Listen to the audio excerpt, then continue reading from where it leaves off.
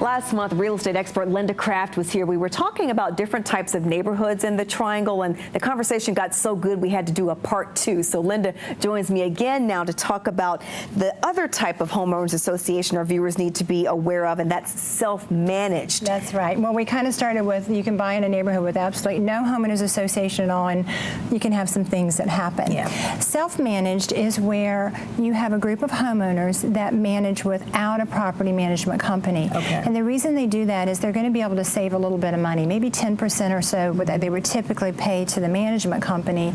They now hold and do everything themselves.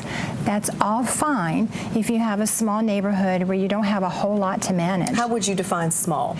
Well, and it can actually be large with lots of homes, but what do you have to manage? If it's only the front entrance and maybe cutting some grass around the common area, you and I could probably figure out how to hire and do that. Right. But if it was a townhome community where you had to budget in the future expenses for replacing all the roofs, or an individual neighborhood where you've got to repave all the streets, how much is it going to cost to repave those streets in 20 years? How much you put back every month? See the problem? Right. And you may start off with a community where you have a board that's so good with that kind of stuff. You know, they're getting estimates, they're doing everything right. The problem is the board changes.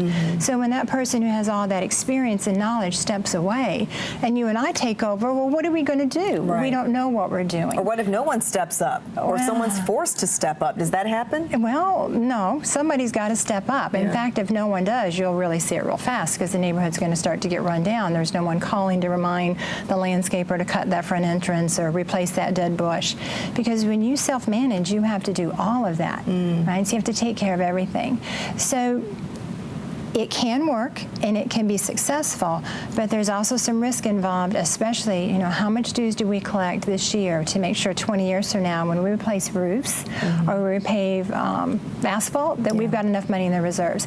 And you know what happens when you don't have enough money in the reserves? What? A special assessment. Nobody likes that because they got to write a big check. What does that mean? It means that you as a homeowner or me are going to have to write a check to put into the homeowners association funds to then be able to pay for those future expenses. I understand embezzlement can be a problem too, and sometimes in self-managed communities. We hope not. You know, we hope we can trust our neighbors, but think about it. You have your checks every month if you're a townhome community, or once a year, or however it's paid, going directly to a human being that is supposed to deposit it into a separate account. Right. So we want to make sure that that money gets into the right account. We should have someone that's checking behind it to make sure that it does.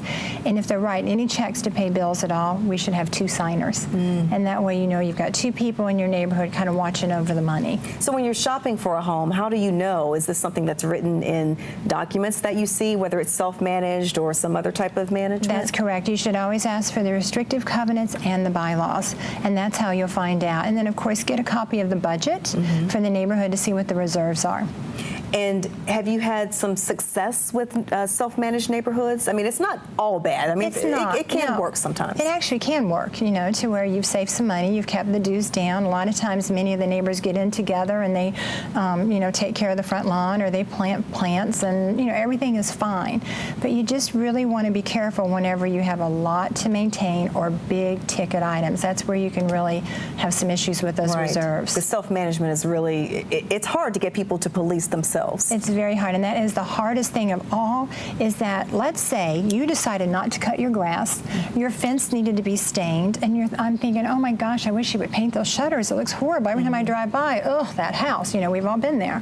Yeah. When I go knock on your door as the president and I tell you need to do those things, we could damage our relationship. Yeah. So a lot of times self-managed will tend to procrastinate and not do what they need to do because they don't want the damaged relationships. Where when you have a professional property management company, sometimes it's worth paying for it because they're not about making friends. They're about making sure that your value is protected. They'll send a hard letter. They'll do what they need to do to make sure the houses look very nice. Wow, this is such good stuff. Linda, thank you so much. Thank you for having me. If you need help buying a home or choosing what type of management is right for you, be sure to reach out to Linda Craft. You can reach her at lindacraft.com or 919-235-0007.